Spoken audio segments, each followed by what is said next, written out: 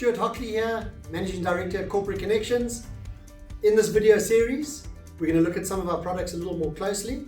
To help me do that, I've got Jackie Cronk with me, Senior Sales Exec in Johannesburg, and also Mr. Jamie Wilson to tell you about some of these products.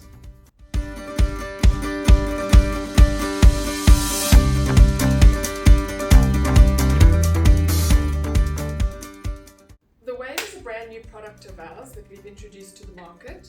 Very similar to the horizontal power dock in that it sits flush in your worktop, flips open to allow access to the peripherals within the unit. The beauty of the Wave is that the extrusion is one solid piece, unlike the horizontal power dock. Also, the lid is spring-loaded, so there's an easier flow of movement when opening the Wave and closing the Wave. What's nice about the unit as well is that instead of the bristles or the rubber cable access sitting on the lid of the unit, it now sits in the body of the unit.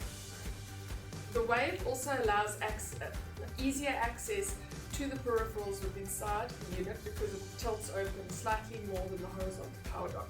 Of course, this is just a stock item we keep on the shelf. We can configure this unit to however you want it.